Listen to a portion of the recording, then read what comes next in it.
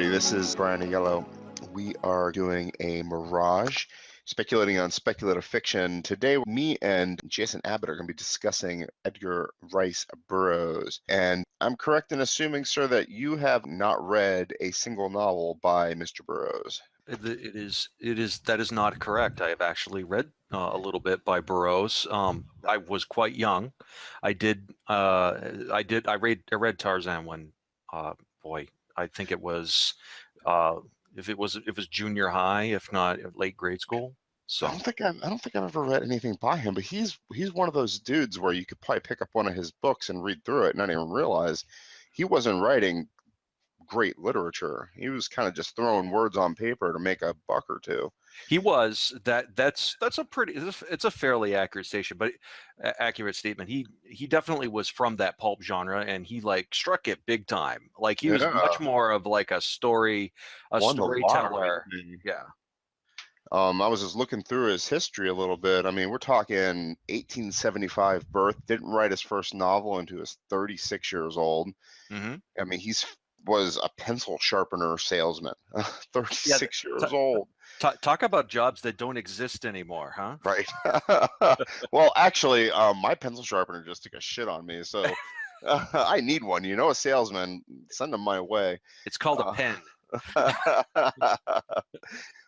What an interesting life, though. He could not join the army, right? He had a heart problem, which ultimately killed him, 75 years after his birth. I don't know how big of a heart problem it could have been if the guy lived to be 75. Well, how hard is writing? But that's true. I mean, I don't know. And then he ended up dying of a heart attack. So, I mean, eventually it got him. But writing is hard. I mean, do you know how bad for your health like writing is? I don't know. Sitting for hours and hours and hours a day and not getting exercise and right nutrition and stress and all that other stuff. My wife makes me get exercise. She forces me to go outside and run and do yoga and eat right. I came home today with a sonic shake, and you wouldn't believe the type of aggravation I got. Could not go to West Point, was denied, failed the test. And what was the thing? He wanted to, he picked up a pulp book and said, I could write this crap. He Dan Browned all over it and said, I could write this shit. I think it came down to him having he had a lot of free time once he got the gig as a pencil sharpener salesman, and he read a lot of pulps. And he actually said something pretty much along the lines of that, this is all crap in these pulps that I'm reading. I wrote down.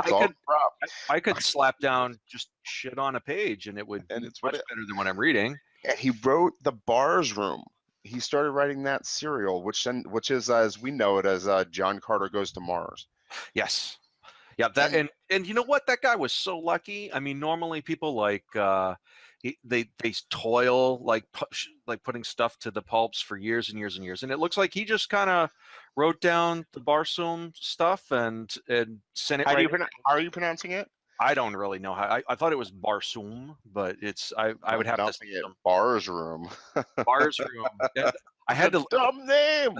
It looks so dumb written down. I mean, Bar's Room. I'm like, oh, how horrible. Just say Mars or John Carter of Mars, which is a movie I liked. I liked John Carter of Mars. I don't know why it got panned. I thought that was a fun movie. The music for me, it was horrible. Really? And, the guy from what's a Baltimore cop drama on HBO that was phenomenal. Come on, dude, what's it called? You're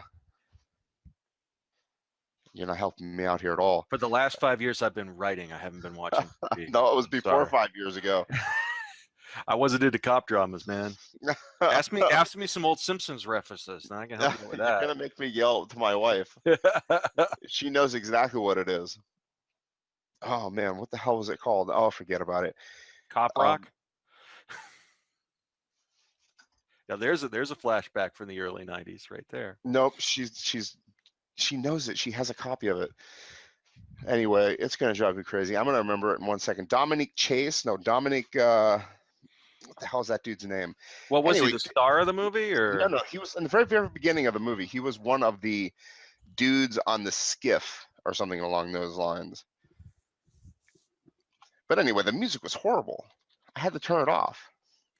Really? Seemed I too loud. It just didn't seem to go along with The Wire. You never saw The Wire? no, Oh no, I man, The haven't. Wire is fantastic. Has nothing to do with Edgar Rice Burroughs, and Nothing. but has nothing at all besides the fact that one of the cops in the lead of that television show was in John Carter from Mars, or John Carter actually. I think they dropped from the Mars Yeah, they did. They part did of it. drop. Yeah, they did drop the Mars part, which I never knew why they did that. Because it's kind of a big part of the movie, you know. Yeah. But And the guy's racist, he's sexist, and they're still translating his works to film. And they just had a Tarzan movie not 4 or 5 years ago, or last year actually. last year, Yeah, I haven't gotten around to seeing it. I haven't But watched it either. I don't even know who the Tarzan guy was. he looked pretty good in the role. I mean, the trailer that I saw looked good, but I mean, the movie came and went. I mean, Samuel L. Jackson was in it. Mm. So I mean, that right there is usually a good sale for me, but it just kind of came and went. It didn't really. It looked. You know how it is. Sometimes when the trailer looks absolutely stunning, then the movie comes out and you're like, oh, they spent all the effort on the trailer. I didn't heard anything bad about Tarzan. Honestly, I didn't hear anything Yeah, about Tarzan. it I just kind saw of. it pop up and then kind of went away. But just to go back into Bahroom, Bar's room, John Carter from Mars. John Mm-hmm. Carter from Mars was an interesting idea. It Oh really yeah. was. It sounded fantastic. It's about a Civil War soldier, who goes west and finds a vein of gold and somehow dies in a cave and through astral projection ends up on Mars, right? Yeah, Astral pretty projection. basically. He has another body on Mars. And there's the gravity, and he's stronger on Mars because he's from Earth where the gravity is higher, so he's stronger in relation to people Which is on funny because Mars. he's not even in his body. He's on a body that was manufactured on Mars. Yeah. This one How of the is he? many It's like, what? one of That's not the his body. exactly. Yeah, that there's one of the many inconsistencies on that. But I mean, Burroughs basically took with the John Carter stuff on Mars, he took the kind of so he kind of started the genre of sword and planet. You know Yeah. how we have sword and sorcery, and after the fact, people have been calling stuff like John Carter Mars sword and planet, and Mhm. that he kind of invented that genre where you end up going to another world, and so it's kind of it's like a constructed world, but there's a connection to regular old Earth on that, and that's usually using some sort of an established planet. And he did stories that took place on Venus and the moon. He had the pendicular stories, which were hollow Earth stuff. The guy wrote 80 novels in his time, Yeah, and I wrote a lot. I mean, he inspired a lot of people too to yeah, write. yeah, he sure did. I mean, Jungle Tarzan. Book. I mean, he was very prolific, and not only that. I mean, when he started writing in 1911, um, he started his own publishing company. So really, in a Mhm. way, he started. He might have been. I don't know. What do you call pulp writers? They're not indies.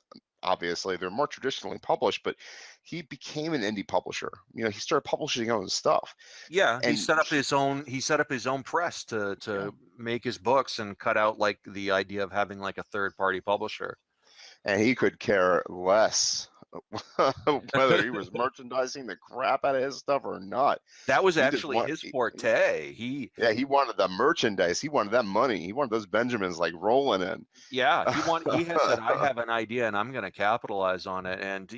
And people at the time were saying, no, no, no, don't do that because you're going to be competing with yourself. He's like, I want to do Tarzan newspaper strips. I want to do Tarzan movies and Tarzan radio and merchandise and shirts and everybody, all the experts were like, no, no, no, no, you can't do that. You should just stick with the written word because or you're going to be competing with yourself. And he's like, screw that.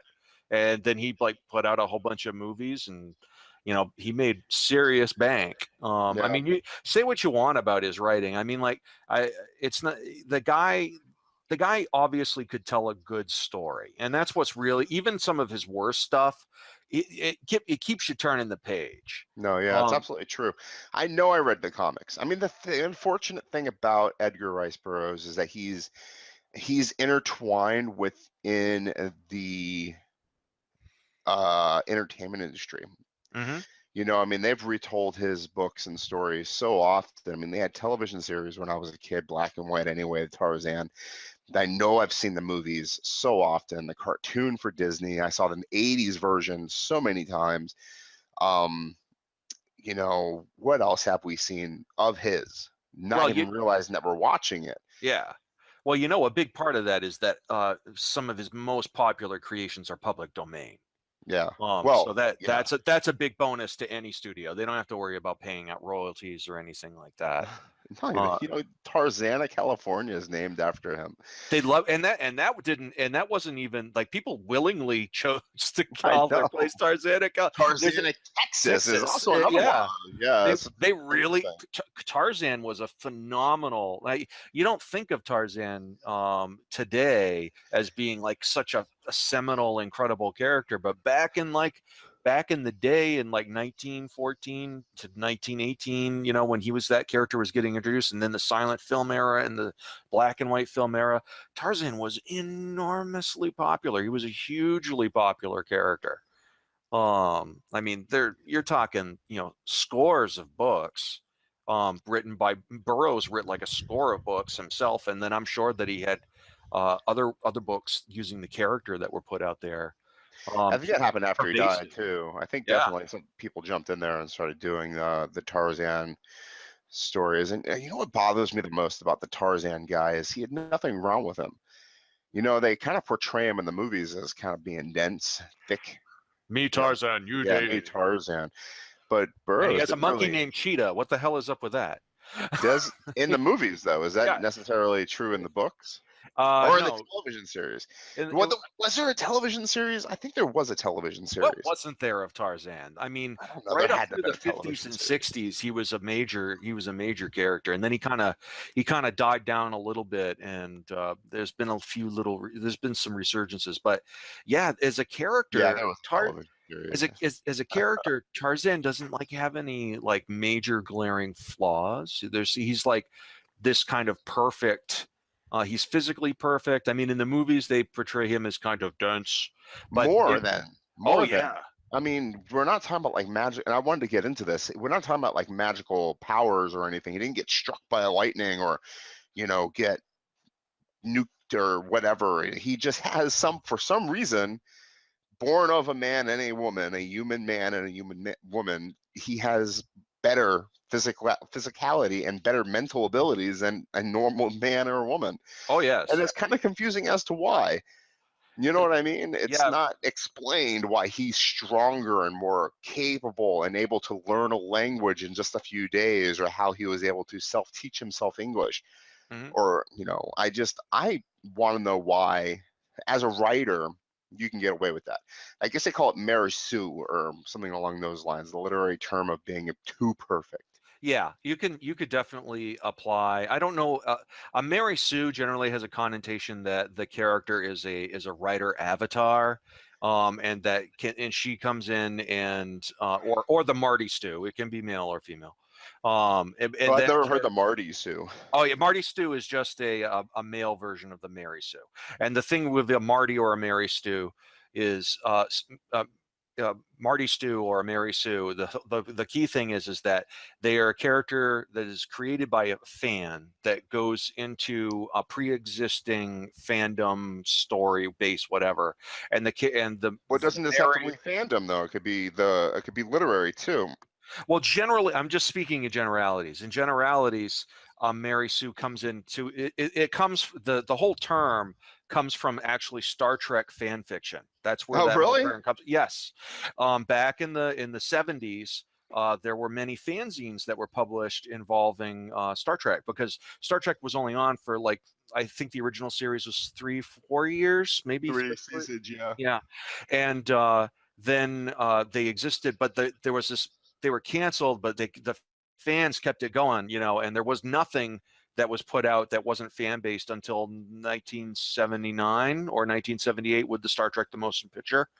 But there were fanzines and a lot of fan fiction, and there were the novels. There were lots of novels that were written that were chronicling the further adventures of the Enterprise, and they took place before the series and after the series, and they got really speculative. And it's a huge amount of stuff, and a lot of like sci-fi writers, got their start. Even established people would come in and write some of the Star Trek novels, but I digress. There was lots of fanzines, and in one particular issue, I have no idea which, but I did read the story that there was a type of fan fiction that would come in, and that the authors, the editors of the fanzine would they would see this very typical thing where like a woman character would come in, and the author, it was obviously like an avatar for the fan fiction author, and Mary Sue would be there, and she would solve all of the problems and then hook up with either Kirk or Spock.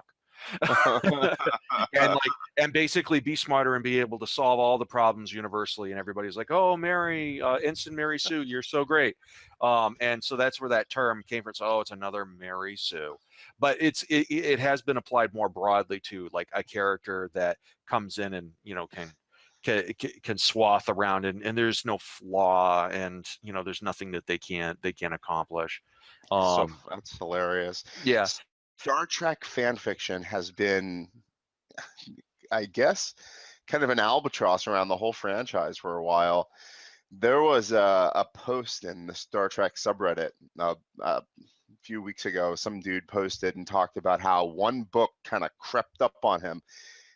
It was a love affair between Spock and Kirk. It was just like one or two scenes in this one book. And they tried to pull it off the shelves like immediately, but he got a copy of it, right?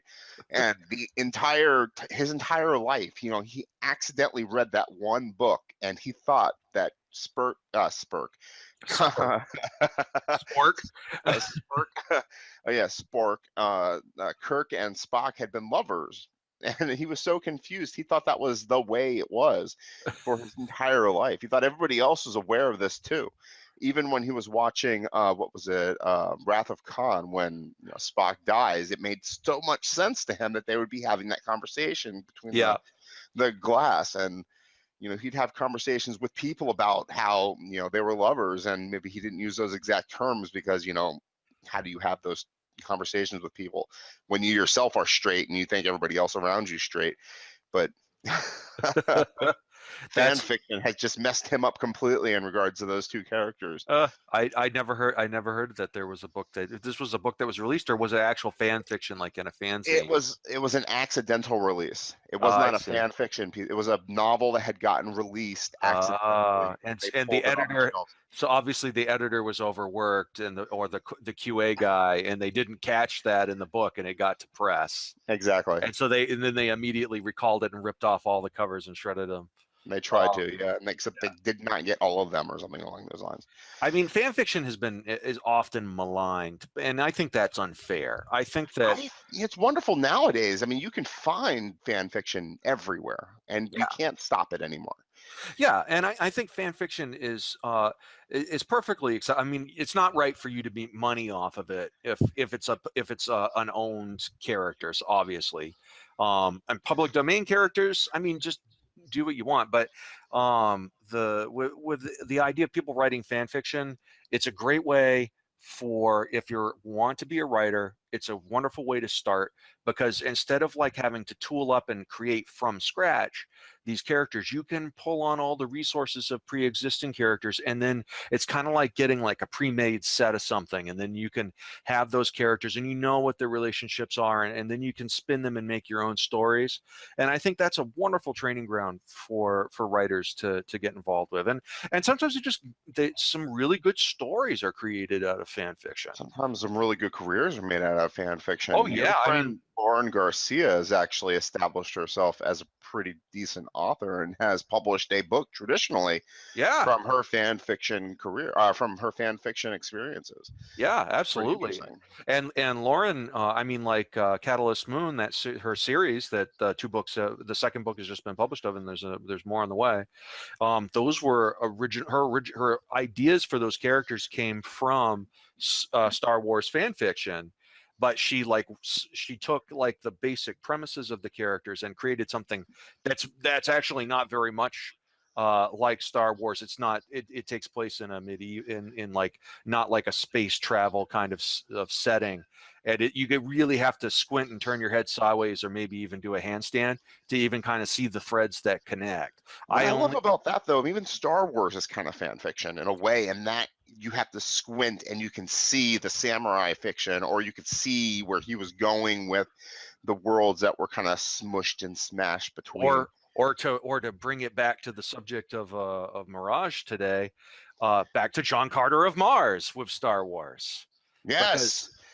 Because John Carter, because if it was not for the pulp fiction, just like and John Carter of Mars started all that. I mean, then after, well, even John Carter of Mars is kind of a hodgepodge of what was existing before it was published. I mean, he said himself what was being written was crap, and he wasn't trying to write an original work of art. Yeah, but he was saying, this is crap, I'm going to write crap too. Yeah, but he Burroughs knew how to tell a good story. He knew what would sell copies, and sometimes it's salacious. There's like a little bit, there's titillation in there. I mean, you check out some of the stuff when you read, like, there's this great website, and I'll have to look up and try to see if I can locate it if it's still on the web. Okay. I've stumbled onto it where a person was illustrating the dead on like what is described in the first John Carter of Mars books, and there's rampant nudity and all kinds of like stuff, and a lot of like the quote unquote savage fiction that you saw in the pulp was so that you could have scantily clad women and these kind of situations. They could never, like the Conan stories even in the 30s and 20s and 30s were still playing off of those tropes, because they could get away with it, and those sold pulp issues. And so this artist was drawing the characters exactly as they were described, and there's like a ton of nudity, and there's the only thing they don't go for is like straight on sex, because that would classify. They left that up to the imagination. Exactly. But that kind of salacious and all that savage, and that could be like cowboys and Indians type fiction, or they could get pretty racy for the time. What's interesting to me is we know that he wrote at 36 years old the first Bar's Room. I'm still going to mispronounce it because I still don't know how to pronounce that word. Bar's Room book. But we don't know where his education came from. You know what I mean? We know that he did not get into the United States Military Academy. He did not get into West Point. We know that he flunked his physical to get into the Army. Yep. We do not know where he got an education from. We don't know if he just continuously bought dime store pulp books and just constantly studied them and marked in the margins, or had written thousands and thousands of bad short stories or thousands and thousands of bad novels. We don't know where he became a good storyteller at. Well, looking at his bibliography, it looks like his very first thing that was published was the A Princess of Mars, which is the John Carter of Mars in 1912. 1911. He was 36 years old when he published that. Yep. He was not a young man. Nope. We're not talking, hayseed 21-year-old. Look at my new story I just published. I rolled out of my mom's crib, and here it is. I'm Idaho dirt on my fingernails. No, he was a man selling pencil sharpeners. You know what that means, right? He's on the train with his sample case going, not studying. He's got dime store magazines in his sample case too. He doesn't have a typewriter in there. He's on the road. He's getting drunk every night at the saloon or whatever the hell it is. I mean, he's catching a train every single morning, every single night. He's getting off trying to sell those pencil sharpeners. From what I'm reading, though, he actually, during that period in his life where he was selling the pencil sharpeners, he actually had a lot of spare time. He was doing quite well with the pencil sharpening thing. So I don't have a lot of details here. So I don't know if maybe he was managing the operation or what. We probably will never have a lot of details about that 36 years, other than the fact that he did not get into West Point. That he had a heart condition that prevented him from being in the military. He did not serve in World War I. He did not serve in World War II. Well, he by the time World War I rolled around, he would have been. He would have been in his 40s. Yeah. And looking at the information that I got here, It looks like he went to Phillips Academy in Andover, Massachusetts, and then he went to the Michigan Military Academy, and he graduated in 1895.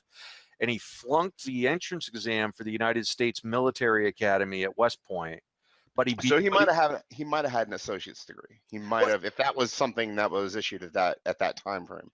Well, let's see. He was born in 1875, and he graduated in 1895. So he was 20 years. He was 20 years. Yeah. So that must have been the Michigan Military Academy. Must have been sort of like a prep type school. Maybe he would have gotten a bachelor's degree. It's hard to say because of the time frame. I mean, pre-20th century, maybe he was pulling on a bachelor's degree or something equivalent to that at that time frame. Yeah. Not sure what he would have had going into the Army with that degree or that diploma or whatever it was. But I think it's kind of obvious that he had a good idea how to construct a story. Obviously, right? And something happened between being born and 36 years later because I think he put out the book he did. I mean, he wasn't plagiarizing. He wasn't copying off somebody. Somebody wasn't writing those stories for him. He did it. It's just, we look at like, we talked our last podcast together about J.R.R. Tolkien. We know where he got his education from. Mm-hmm. He went to these schools and he was educated, and he know that he had a library right there, and we know that he studied this, that, and the other thing. We know what he was writing, and we know who he's striving towards. But with this guy, he had life was beating the crap out of him during a very hard point in American history. Yeah, the turn of the century. Yeah, and he was living out west too. He worked as a ranch hand. It says here that though he flunked getting into West Point, he did become an enlisted soldier with the U.S. Cavalry in Arizona Territory. This is back when Arizona was a territory. He got kicked out. And he was in there for, it looks like a year or so, and then they diagnosed him with a heart problem, and I wouldn't even call it a discharged year. him. I would say he got in, and then they right out. But again, they don't give you months, so it's hard to say exactly. But then he worked as a ranch hand and did a whole bunch of other type stuff. So, like I said, the guy lived to be 75. I don't think he was like a sickly, frail, overly sickly, frail type of guy. And the way he handled his business too. I mean, it's not like he's getting run over. I mean, it sounds like he did a lot of running over himself. I mean, he made lots of money, right? Oh, yeah. And he had towns named after his characters. It sounds like he was able to handle his business quite well. He was like, actually, he's a good model for today's self-published type author. I actually really enjoyed, I really enjoyed like reading about his life. Now, I don't know too much. I mean, as you said, some of his work, there's the white savior complex going on with Tarzan, Mighty Whitey, and oh man, the way the time frame this guy was writing in, first off, you're a man and you're white, you're right? I mean, that's like, you're sexist, you're racist. He had it all going for him. This is a horrible time to be. I mean, this is a horrible character. White, male, dude in Africa. I mean, it's like, ugh. Yep. And he's better than everybody else who. John Carter is a Confederate soldier hiding in Arizona. Was it Arizona? I think somewhere out west. It could very well have been Arizona. He liked to write about places that he had lived. He's killing Native Americans, Apaches, I think, when he was in the cave or something along those lines. And then he goes to Mars and he kills the native Martians. I know. His characters are 100% despicable. I mean, there's nothing righteous about any of them. I mean, except, Tarzan takes the side of the weaker character regardless. Tarzan is like, I'll say that for Tarzan, he is almost unfailingly noble. And he epitomizes like this unbelievable paragon. But like I said, the problem with Tarzan is that he's so perfect that, it's hard to really like, and that's why you don't see a lot of the stories that continue. It's hard to, where do you go with this character? And that's why the origin of Tarzan is almost always what they replicate in other media, because when you go further with the character, you're kind of like, oh, come on already. It's kind of like, it makes it fun though, isn't it? I mean, when you have a character like that and you settle down into one of those books, the challenge of it is just finding the next one. because you know every page is going to be, oh, Tarzan, you magnificent beast, you're going to solve the day. How are you going to do it? I have a series like that I enjoy. It's called Casca. You know, I think I've told you about this story before. It's about a Roman centurion who crucifies Christ. He's the one who stabs Christ in the side with a spear and accidentally drinks some of the blood, or does it deliberately or something like that. And he's cursed to roam earth as an internal mercenary, basically a warrior. He'll never die until Christ comes again, or something along those lines. Oh, I love that story. I love the idea of this guy never dying and always being stuck in conflict his entire life. Can't find them. They're out of print. The guy, Barry Sadler, who wrote the story, ends up being, he's like a special forces Vietnam vet who got into a shooting match with a country music star, shot him in the head. He ended up getting stabbed someplace in South America. It's like the whole thing is just magnificent. Wow. I have actually heard of the character and those books. I've just on a couple of occasions with some other friends of mine, and they who really enjoyed those books as well. One of which is like is a friend of mine who's really into Roman stuff. So you know, he dug the origin of that. Well, it's like one of those characters that you know is never going to die. Nothing bad is going to happen to this character. This character, at the end of the day, is going to win out. Well, you know what? Just because they can't die doesn't mean that they can't lose. I can think of lots of creative ways that I could deal with somebody who is immortal, but they must have some sort of limitations. So I know that if I say took this immortal guy and I poured him into a 20-ton block of concrete and dropped him down the Marianas Trench, that he'd be out of my hair for a while. A and little he while, probably wouldn't be happy. That's a horrible way to get rid of a character, Jason. Yeah, I actually thought my respect for you just went up a little bit. Wow. Well, I had it's a fun challenge. You know, you got somebody who's immortal, and like, what are you gonna do to me? I mean, the 90s Superman series had something where they had an immortal character, and you know, he like tried to kill everybody on Earth, and like they put him on trial. And it's like, what are you gonna do to me? You're gonna execute me?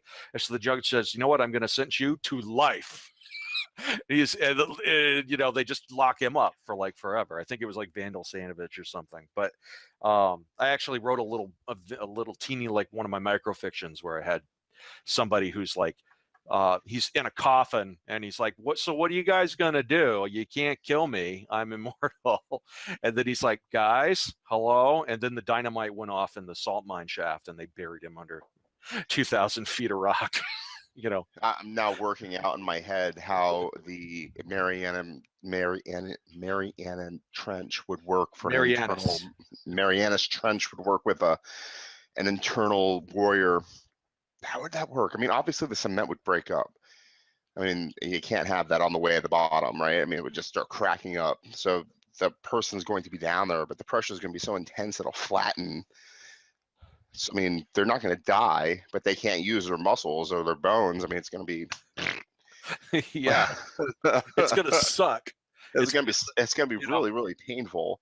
It might not be hell, but it's going to be pretty close to it for a long time. I would think that if he's immortal, you know, he could be floating around down at the bottom of the sea, you know, dealing with the pain and the aggravation of being flat for him.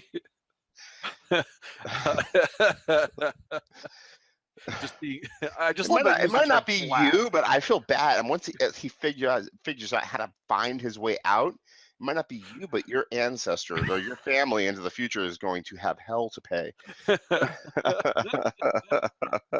Yeah, by the time he gets out, the judgment might have come. You know. What judgment? The judgment's him. Well, the whole point is that, you know, he's there till Jesus comes back. So.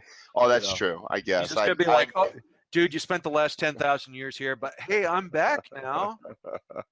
Yeah, buddy, you're not forgetting. I forgot that the mythology was what put him up, gave him eternal life to begin with, so that might actually be true. The Lord giveth, and then the Lord taketh away, and then the Lord can beeth a bigger butthole than you. So especially Old Testament God. Oof, don't mess with Old Testament God. Yeah, but we're dealing with the New Testament God, so New Testament God is much nicer God. Yeah. Do you want to? It's like The Simpsons. It's like, do you want a happy God or an angry God? Happy God. So Man, I haven't seen The Simpsons in almost a decade now. I can't believe that show is still on. they haven't been good in over a decade. In Yeah, fact, I think they stopped being good after around. I think it's like season 6 or 7 that most people say that they stopped. I think it's kind of like Star Wars. They're not made for adults. It's made for children. So if you're finding them still funny, you're probably a child. Well, to me, they started in '89 when I just started high school, and so I was able to be front row and center for the golden age of The Simpsons, right up until all the Halloween specials and all of that. Dial Z for zombies and all Sixth those grade, all sixth, the seventh grade. I was like the perfect age to always feel good about it, but I can't. I have no time for TV anymore. neither do I. But yeah, the we're getting like way off topic of Edgar Rice Burroughs, aren't we? Well, in terms of just talking about the serial and the fact that Tarzan is always going to win, and John Carter doesn't always win, but when he dies, he comes back to Earth. Yep. And then he'll live a little bit here, and if he dies here, he'll go back to Mars, and then he'll live a bit with Mars. And the thing about him being on Mars, he eventually figures out how to astral project. But I think Burroughs ultimately loves Tarzan. He wrote more Tarzan books than he did anything else. Well, I think there's a simple answer for that. That Tarzan made him the most money. Yeah, I mean, he cashed more checks off Tarzan than he did anything else. He named his ranch Tarzan. They named the town around his ranch Tarzana. Yeah. So, I mean, yeah, that's where the money was at. They didn't make a John Carter from Mars TV series or comic book or anything like that. They made. Oh, absolutely not. No. But I do think that John Carter had a lot. I think that overall, the John Carter stories have had a bigger influence on wider things than Tarzan, because Tarzan is kind of self-contained. There's, I mean, and Tarzan was just adopting the motif of the noble savage, and they combined that with the raised by animals type of story, which goes way back to like the beginning of all stories. Roman, Romulus and Remus. I mean, yes, yep. There's I that. don't know if it goes beyond that. I mean, there's even older story. I'm sure that it goes all the way back. Right back to caveman times. But with John Carter, like I think that like I'll have to do a little bit of research here on the fly, but I believe that laid the basis. I don't think there was anything much like the John Carter stories before that, and then it kind of set the boat out, and then things began to pick up, and you had things like Buck Rogers, and you had things like Flash Gordon. But I don't think that any of those guys started until they got rolling with the John Carter stories. I mean, even Conan owes a lot to Tarzan and his influence in the pulps. I mean, the names are similar enough to try to pick up on that. That's very interesting. I didn't think that this would be so literarily important. Yeah, I mean, like Buck Rogers appeared in didn't show up until 1928. Like, we're talking like over 10 years. Like that's about 15 years. Flash Gordon's the 40s. I just saw that. Flash Gordon was 1941. Well, that was a syndication anyway. That was first appeared in 1934 in the in there as a comic strip. So both of those that we think of, and everybody looks at those as being like, well, obvious. Flash Gordon has the biggest influence on Star Wars, because George Lucas wanted to do a Flash Gordon movie, but they wouldn't give him the money for it. They didn't want to give him the rights to do he couldn't negotiate the rights, and he couldn't do it. So he said, well, you know what? I'll do something that's like Flash Gordon, but my own thing. And that's what got Star Wars being created. And he took stuff from like the movie serials, the old sci-fi movie serials, like Flash Gordon, and of course Buck Rogers as well. I mean, the title scroll I think is taken from Buck Rogers, the famous like opening scroll of the movie. But both of those genres I think owe a great deal to the John Carter of Mars stories. I mean, the adventure, the action-packed kind of nature. I think that Burroughs just kind of knew what would sell. He had a good idea for good thrilling yarn. I Guys, admire the I'm guy. really fascinated right now because I'm reading this horribly designed website with the tiniest possible font that you could imagine, trying to glean a little bit of information while you were talking, which was almost 100% impossible. But you're right. In the early part of the 20th century, 1912, Burroughs actually won the lottery and did something nobody else had done before, Yeah, which was begin a serialized science fiction story before anybody else had. yeah. Before In the that, I middle think. of Yeah, go ahead. Go ahead. in the middle of the 19th century, Charles Dickens did it as well with serialized fiction, writing what Great Expectations and things like that. But nobody had really, delved deeper and done it with science fiction. I mean, what do you have? Jules Verne's kind of doing it in the mid, 19th century with some of his stuff, but he wasn't really serializing anything. Yeah, he But was a science fiction's novelist. not new. I mean, people were doing it, but not like Burroughs. Now he put an action adventure quality into it. Yeah. He picked up, and you know, I guess he might have considered it science fiction in his day, but today it's much more science fantasy. The I don't know if he I don't know if he was intending it to be science fiction, but the science isn't very good in there. But then again, if you have to look at it at his time and what their understanding was.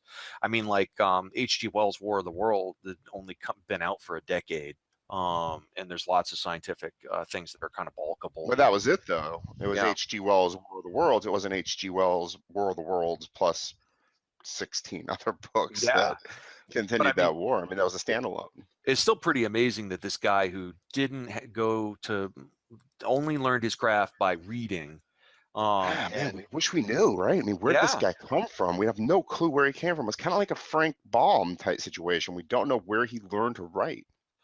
you know what, some people just have a good talent for picking up on like how a story goes and the way you do that. That's why I find him inspiration, because I don't have a college degree myself, and I just enjoy reading, and I just like telling good tales, and I like reading, and I know what I like. And You're one of so, those dudes, though, that have been telling stories at a gaming table for decades. well, that's not true. I did play a lot of role playing games like when I was in high school, but then afterwards I spent decades just world building. I didn't have I lived like a hermit. I didn't really have a ton of friends where I could get around. I mean, I didn't learn to drive until I was like 25. So I was stuck in a little place in Maine. And I didn't really go south until the early looking for work, and I met this girl that I liked. That ended up being a bad move, but um, moved to southern Maine, and that's when things kind of took off, and getting on the internet and being able to connect with people on that. But I wouldn't say that I've gotten it from role playing, but I did do a lot of reading, and like I watched a lot of movies, and I just have these stories that I like to tell. And like when I could sit somebody down and just tell them about them, verbally through verbal storytelling, they always thought, hey man, that's a really cool idea. So, but I never, until recently in my life, until I was well into my 30s myself, I wasn't able to kind of get myself into a place and where I was supported enough for people to really care about me, for me to sit down and start pursuing what I really wanted to do and kind of get serious and get the discipline that I needed to write. That's Um, what it is, honestly. What discipline and a little bit of oh confidence too. Discipline and confidence, getting it out there and just doing it consistently. yeah, you And gotta, that's this yeah. guy just felt like he could do it, and he not only felt like he could do it, but he did it and did it and did it and did it. And it pisses me off that he just sat there and said, "You know, I could do this," and he did it, and he did it so well that he had towns named after his freaking characters. Well, you know what? We also have to look at Burroughs, the marketeer, because I think a lot of it, we've, That's that sales thing too, honestly, because we yeah, can't deny that he did come from sales. I mean, he yeah, came from a I sold pencil sharpener background or whatever he did before that, yeah, because he had to have a resume that had sales on it before getting that job. yeah. he must have been able to find he must have had some brains. I I I don't No, I think well, we cannot deny that because the yeah. dude obviously had brains. I mean, one could say that he got a lucky break, with his thing, but when you see a whole string of things that you're dismissing as quote unquote lucky breaks, they're not lucky breaks. There's hard work and determination behind that. Yeah. So I think that Burroughs not only understood how to tell just a good visceral yarn, let's just So throw. funny, actually, because bringing up Lauren Garcia in this podcast again, she just tweeted out a diagram the other day. It was basically like one of those not ice cube, iceberg diagrams where, it has like the little top, it says success.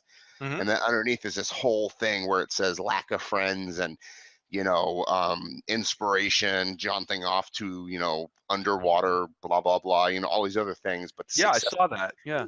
did you see it? You know exactly what I'm talking about. Yeah, Where yeah. the tip of the iceberg is success, and it's only this tiny little sliver of the iceberg, but you don't see what's below it, which is this horrible, scarred, lots of mess and wording and I don't agita and I work don't and I don't know if it was necessarily horrible, but under the surface, there's a lot of work that you not don't see. Is exactly what, my point. yeah. That's exactly my point. There's a lot of work that you don't see, and what we see with Burroughs is a lot of success because we Yeah. see. I don't even know what the number is offhand. Are you looking at it? How many works has the guy written? He wrote over 80 books. 80 books. He wrote 80 novels attributed to him. Okay, now let's be fair. They're attributed to him, but back in his day, a lot of these books came out really, really fast, and so it's entirely possible he might have had uncredited ghostwriters. I don't know. I'm not. Yeah, It would take a greater doesn't expert time. matter. But the thing is, if you look at his actual verbiage and stuff, it doesn't look like he went through a ton of drafts. It kind of looks like he pounded these guys out. Boom, boom, boom, and he put them on. And they said, "Oh, this is great, it's fantastic, I love it. It's another Tarzan story. And There's this so is a many guy who zombies." said pulp pulp books aren't very, they're not worth anything. And if he Yeah, can get away with spending, hey, Joe Smith, write me a pulp book on Tarzan, here's $50. While he's pocketing millions of dollars a year, he's probably a guy that's going to get, he's going to probably do that. yeah. I mean, the guy knew how to market. He knew that he had something that was a good idea at its core. So a story that people liked, and he said, "I got to market this and license it and make as much money off of it as I can." And I I could, wonder how much he was worth when he died. oh, I'm sure that his properties were. I mean, when he died in 1950, Tarzan was still totally a very viable property. I mean, I think Tarzan remained quite popular right up in through the 60s. And then like other characters began to surpass. I mean, Tarzan began to wane the in the late 1930s with the rise of the superheroes, because what happened was is that the pulps had been the base and the fueling of that, and the pulps went away. They really began to die off towards World War the opening. They were dying off in the late 30s, and then World War II happened, and there were paper shortages, and most of the people were off fighting the wars. So they weren't able to get out issues, and when things kind of got back to normal, the cost of printing was up, and there was competition from radio and television, and so they never got back to where they were before. And and things haven't gotten any better today with things like the internet and stuff like that. I used to have a subscription to Weird Tales and Amazing Stories and stuff like that, and they're just not around in an effective way anymore. I found this is so funny, biographywiki.org. Hmm. I don't know how viable this website is. There's a picture of a young black kid smiling, and underneath it says Edgar Rice Burroughs net worth 2.7 million, and then it goes into his biography. He died at 74 years, 6 months, 18 days. His dad was a major in the Union Army during the Civil War, Hmm. which it's interesting if you think about how his dad was a major in the Union Army during the Civil War. He did not get into West Point. He was a mediocre student. He flunked his examinations into West Point. So his dad looked down on him as a doofus, probably his entire life. made him There's not. feel bad. Yeah, yeah. I mean, I could see it. I mean, we've got no hard evidence, but one could we assume. do though. I mean, major war vet, flunked out of West Point, did not achieve what his father probably thought he probably should. You know what I Mhm. mean? Who knows what his father did? Probably was a West Point grad. Did not achieve very much himself. I mean, he was just a major. He did not get to be a general. He did not get to be a congressman or a senator or a president. So he probably was very disillusioned as far as his own life is concerned. And his own son didn't even get into West Point. So he got to lord that over him in terms of, you're not very successful. I'm more successful than you. Yeah, all the elements are there. Mm-hmm. But I don't like to just assume with like an actual real world person. That's the sad thing, though, is that we have to assume with this guy because there's not a lot out there. There's not much written about his father nor his relationship, but I think I see where you're going with this, that he had a drive to prove himself better than his father and to succeed. Is that I what you're bet he was a pointing out? huge daydreamer, though, because he influenced a ton of daydreamers. It's said that he influenced Ray Bradbury, Oh Carl yeah. Sagan, Arthur Clarke. Jane Goodall has said that the Tarzan character is the reason that she went into to study chimpanzees. In Hmm. fact, she wishes that she was Tarzan's wife. Yes, yes. She would have made a better Jane than Jane, basically. Yep, yep. I Ronald mean, Reagan was influenced by this guy. Billy mhm. Graham, George Lucas. I mean, boom. Did you know that? I mean, that's the name that was thrown out on this website. James Cameron. Yeah, I mean, all of those. It doesn't surprise me in any way. I mean, he created characters and stories which were far-reaching and that touched a lot of people. That's success. Yeah. Those characters endured, and I mean, the guy. He's quite inspiring to me because I've started writing late in life, and I hope that people read my stories. And uh, I'm not someone who comes with like a huge of literary degrees, but I'm a firm believer that you can get degrees in anything, and they don't mean squat. What is important is what you do with them, and particularly when it comes to writing, what matters is what's on the page. Like you can have master's, doctorate degrees, but if you can't spin a story that's worth spit, then it is all for naught. You don't, if you've got a good story and you work hard at it to get and relay your story to other people, that's what matters. And I think that's what Burroughs understood. And and he put down stories and that people picked up, liked, and were willing to put down money for. And congratulations for that. And he knew how to spin and market it to make a good life for himself and his family, and do fun things like having a town named after his character in a That's ranch. so cool, isn't it? I mean, it's so Yeah. cool. Yeah. I'm trying to figure out what $2.7 million in 1950 dollars is in present day. I'm not even sure how you could put that Well, together. How back do you in know? How do you know if you're making a good story, though? That's the problem. Do you know it by selling it? Because man, you can get buried by invisibility in today's market. it, Speaking just of myself, unfortunately. well, you got to market, and that's the other thing that I think he exemplifies. That he was not afraid to put himself out and to get out there and push his stories and get out there. And I think that if there's one major flaw that I see over and over again with a lot of writers is that you have writers that write great, beautiful stuff, but when it comes to marketing and putting it out there, you can't be shy. I mean, you don't want to be a jerk about it, hey, buy my book. If you become like a robot just repeating buy my book, that's not cool.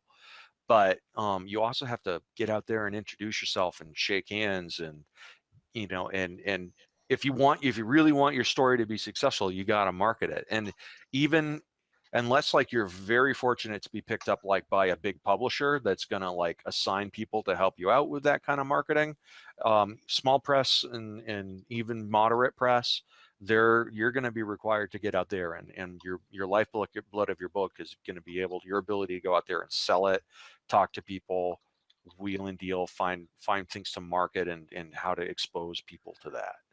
And it's not easy, and it takes a lot of work, and a lot of writers like, I really just want to write. And I'm in this same hole myself. I maintain quite an online presence, and like very few people have heard of me, but I put the work in it, and that's what you got, and that presence has helped me out, and it's also made me a better writer because it's helped me build up discipline, if you know what I mean. Because maintaining a blog where you do something Monday through Friday, and you have to go through and plan out the content and do that, and then all the people that you meet by doing the media. I've grown so much by just being able to be out there and meet fans and meet fellow authors and connect and talk to people like yourself. That you grow, if you get back what you put into it. And a lot of people just like set up a Twitter, and all they do is once a day they have a bot that tweets their book. Yeah, It's not, you're doing it wrong. I think so. It's all about interaction. And Yeah. I'm desperate for more people to read my stuff, just to interact with that too. I mean, I enjoy the writing aspect, but I don't do it in a vacuum. And it is depressing to think that Burroughs, he spawned these great characters, and he didn't do it necessarily out of love, but out of greed. I would like to think that he loved these characters, John Carter and Tarzan. He did this deliberately. There's a trope, Yeah. this gray-eyed. I don't know if he made it. I don't know if he invented it, but both these characters had gray eyes. Mm-hmm. That's something that characters have. It's a strength, and he invented these things, and he invented this kind of this Mary Sue, this Marty Sue character with all this amazing presence that can solve problems. And he created this sword and space serial, and this adventure jungle guy communing with the animals who can jump in and protect the little guy.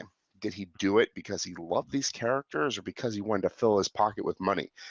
And he really didn't fill his pocket with money. $2.7 million when he died in $1950. I mean, is that a lot of money? I don't know.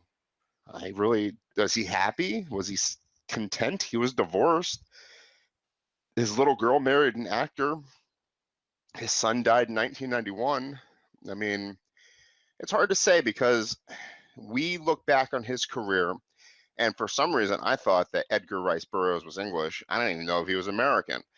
So he's lost to us in history, wouldn't you say? Tarzan's alive. John Carter from Mars is whoever that is, but Tarzan is constantly being reinvented, like every 10 years or so, in movie form. Mm-hmm. A simple Google search has told me that the dollar value of $1 adjusted for inflation should be well, $10 in 1950 has the same buying power as $102 today. Oh, That's so about $10. 200 million bucks. So he was very wealthy. So yeah, he was very wealthy. and that doesn't include what he had already spent. Well, I mean, we'll just assume that $200 million is what he left his children in today's buying power. So I mean, that's pretty decent. Yeah, he did. He He did well. had Stephen King money when he died, basically. Yeah. I think Stephen King might be a little bit better off than Burroughs is. He's about double, maybe about 3 times more what he has. But I mean, the amount of money you have in your bank account isn't a measure of your personal happiness. The thing, though, is, I mean, if you look at Stephen King, I always reference Stephen King because On Writing is probably one of the best books on writing I probably have ever read. If you've not read it, and I think you have, actually, you've mentioned it before. Yeah, I've read it. It's a genius book on writing. But not only that, but it's an autobiography about a writer talking about his love of reading and writing. Mm-hmm. Burroughs didn't leave that behind. Burroughs didn't leave an idea of how he felt about his writing. He didn't leave an idea of how he felt about art in general. True. He didn't leave something behind saying, this is how I felt about my creations. In fact, the only thing he left behind was, pulp is crap. I'm going to crap some words out on paper, and the world is not going to be any better or worse off for it. And then I'm going to freaking sell the shit out of my creation, Tarzan because it doesn't matter at the end of the day. But the world loves that character. I don't know if he actually. I think we're taking some liberties with that quote, because I think what he was saying is that what he was reading when he created the John Carter stories was that I've read a lot of these stories and I couldn't possibly make anything that's worse than what's already printed. And I bet I could do it a lot better. And insofar as like whether he liked his characters or not, he wrote a lot of different stories, and he experimented with many different things that were variations. I mean, like the John Carter, he did a whole series of stuff with Mars, and then the Pendicular stories about Hollow Earth, and you know, this, that, and he also wrote romances and westerns and all kinds of stuff, in addition to like voluminous amounts of the Tarzan books and all the associators. I bet that he did.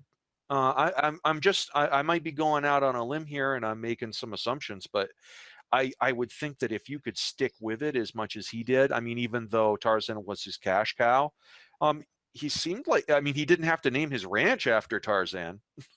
Yeah, you know, you know, it's true. you know, so like I bet he actually, I think that what he did successfully was, as a writer, was that he said, you know what, I can't write anything worse than what's already out there. So I bet the unstated thing there is that he wrote stories that he really wanted to read. And I think he had a good measure, and he kind of had a good hand on the pulse of what folks would like to do and what folks would like to read as entertainment.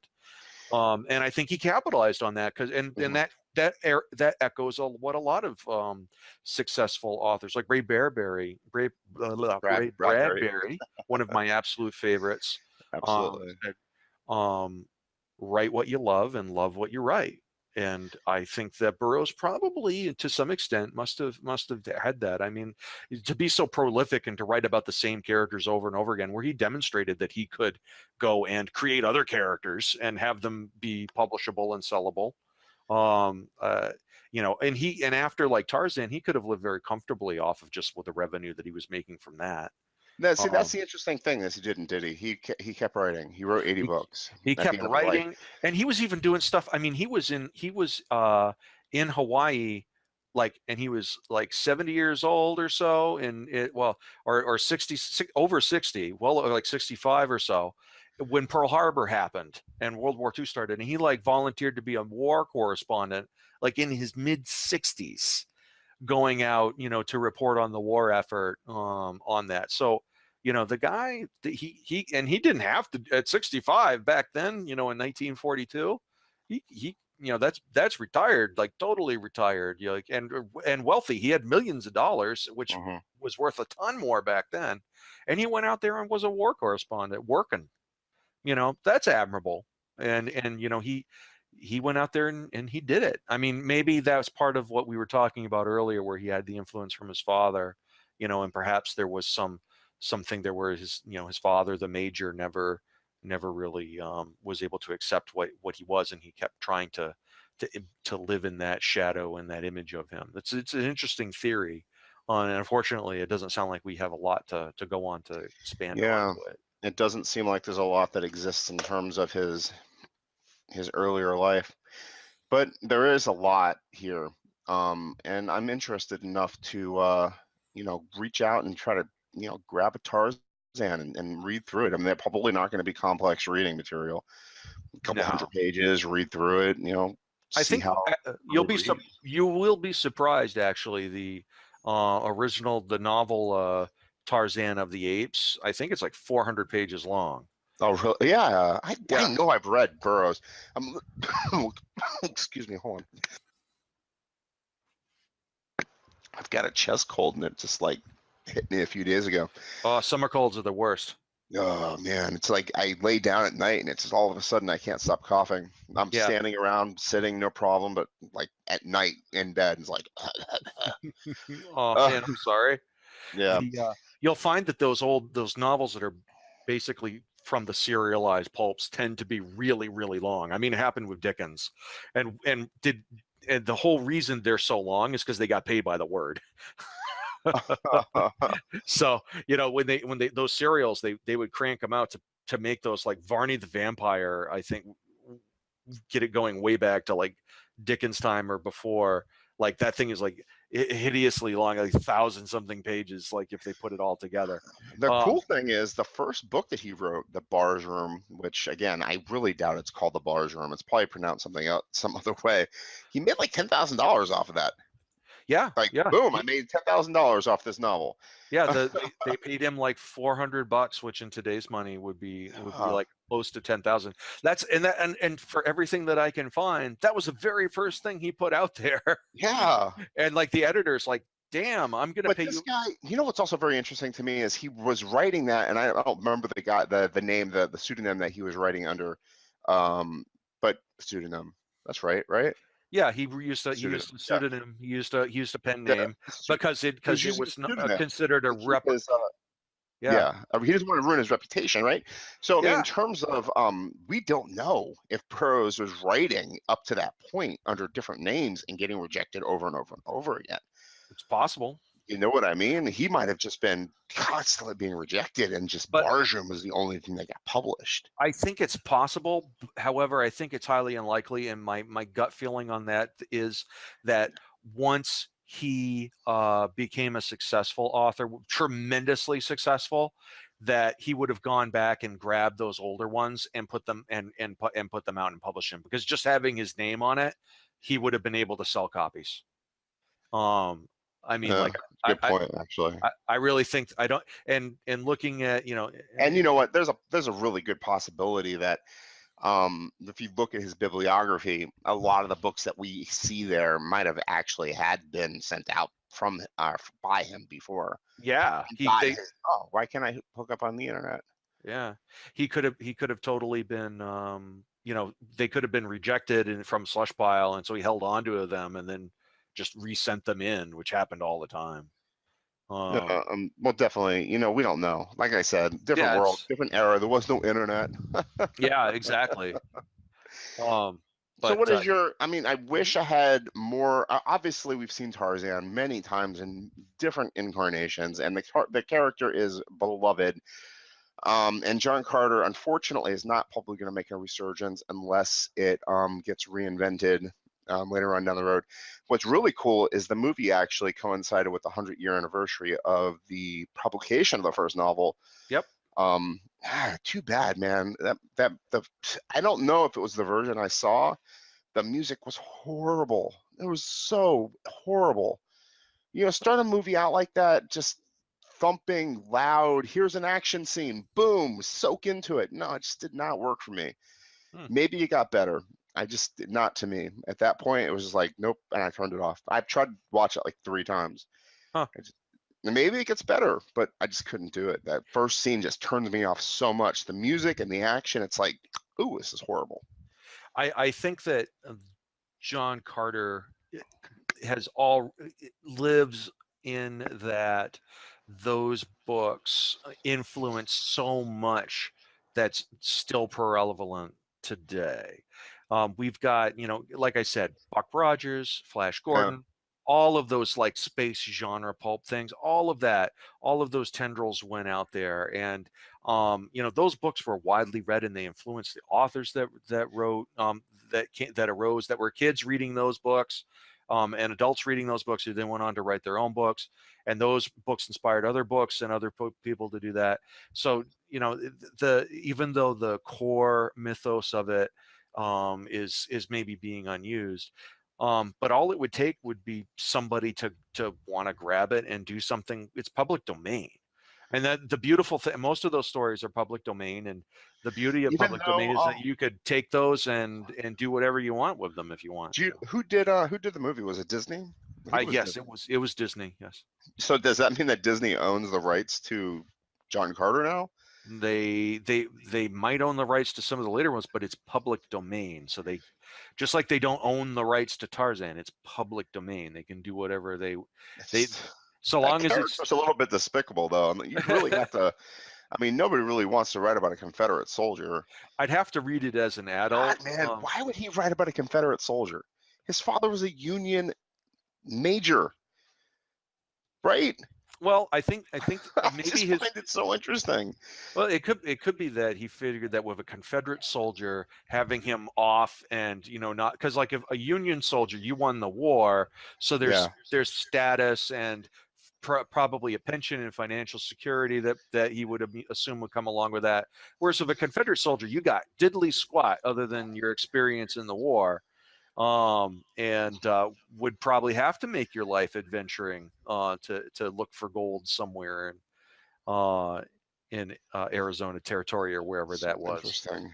Yeah, Isn't that interesting thinking about the idea that his dad's a major, Union Army major, and he's writing about Confederate soldiers. yeah. I don't But know. but I mean, Burroughs was out. He was out doing stuff in the West. I And know. a lot of Confederate soldiers after the war went Good point. west.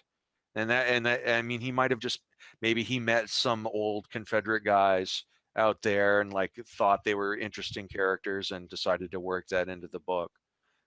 Because he was writing about what he had known and what he had encountered. I could see it. I mean, I know. Well, I think we definitely have made some really interesting points about Burroughs. This guy was fascinating. Yeah, he was. I had read, like I said, I read Tarzan when I was young and a little bit of John Carter when I was, I think, in high school. But I didn't finish the book. I just kind of flipped through it on a couple study breaks in the library.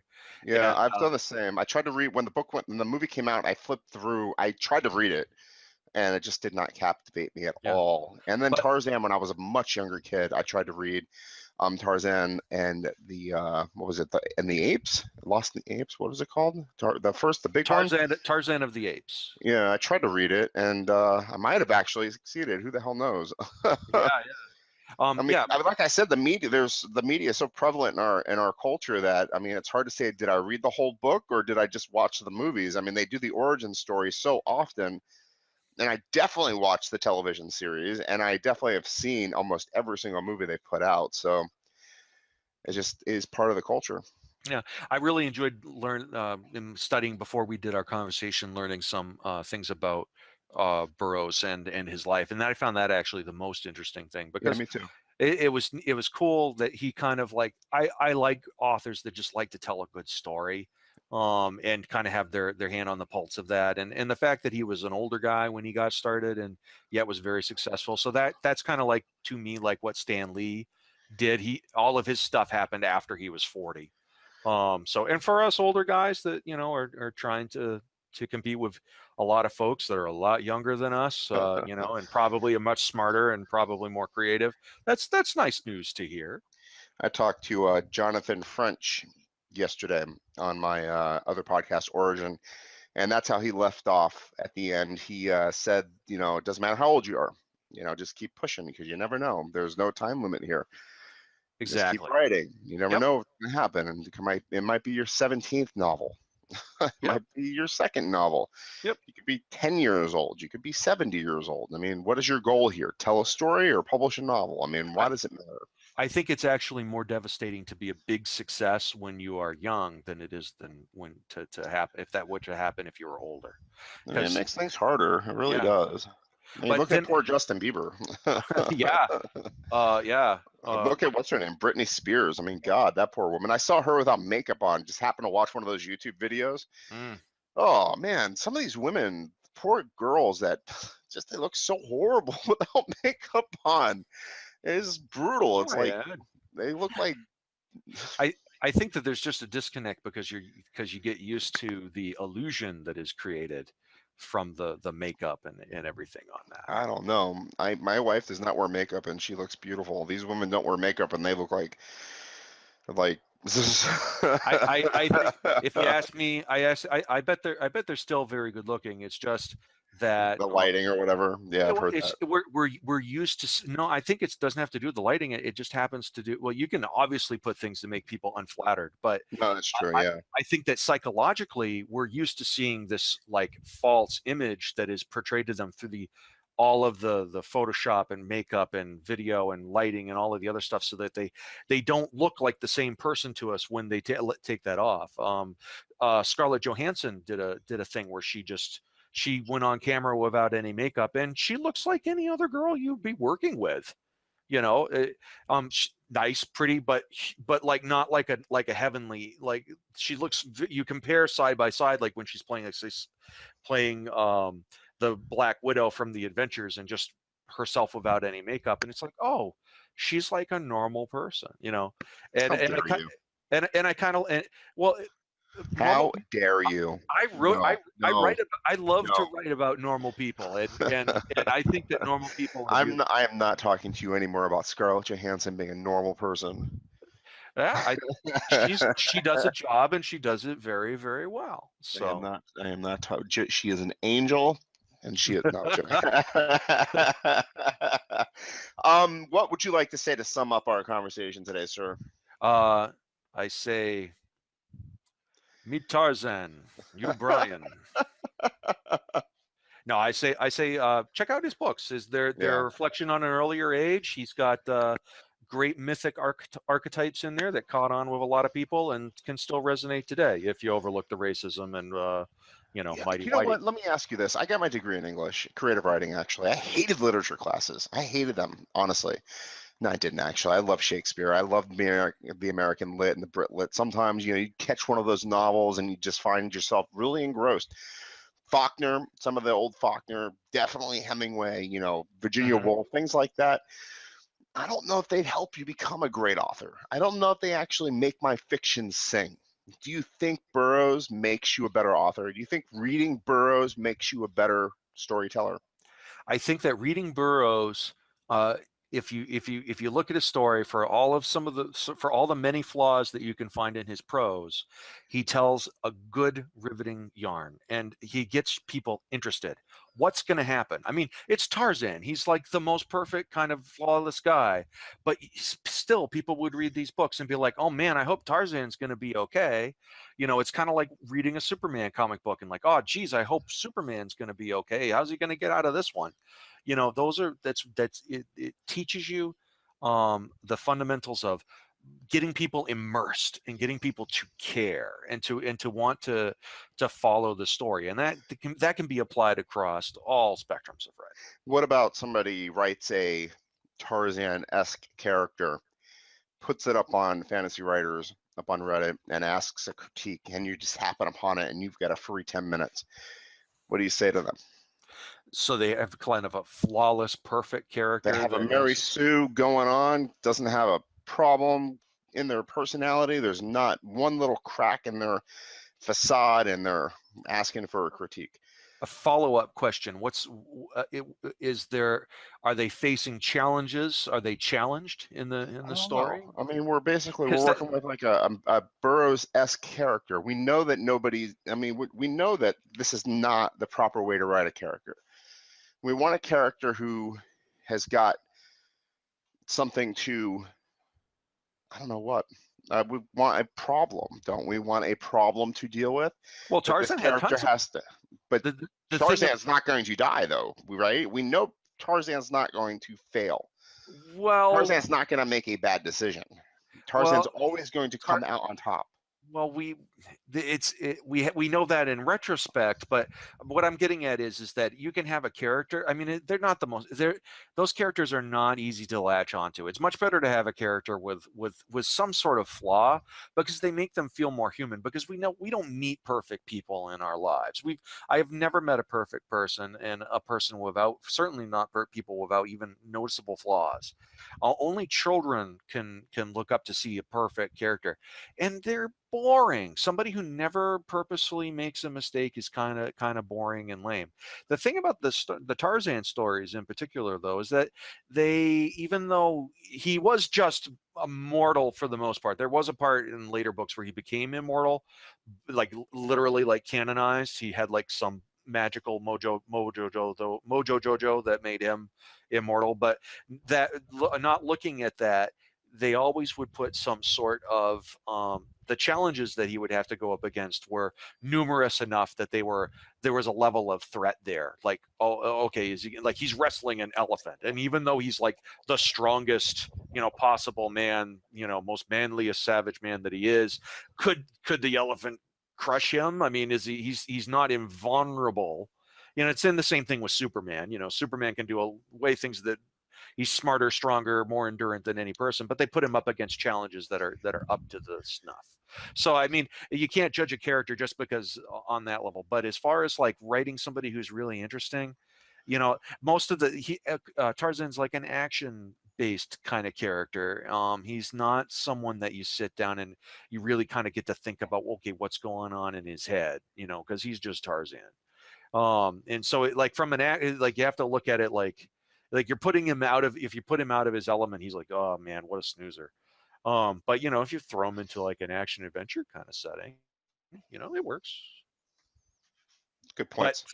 But to get onto the critique, it would really depend upon if the character's just a Marty Stew, like walking through everything. I you know, if there's no challenge, then that's just boring. I'm not going to want to read about some perfect guy who never really is challenged. Who would? Duh. but I mean, like if he's like some like super intelligent like Doc Samson, you know, to speak of another pulp character who's really good at everything.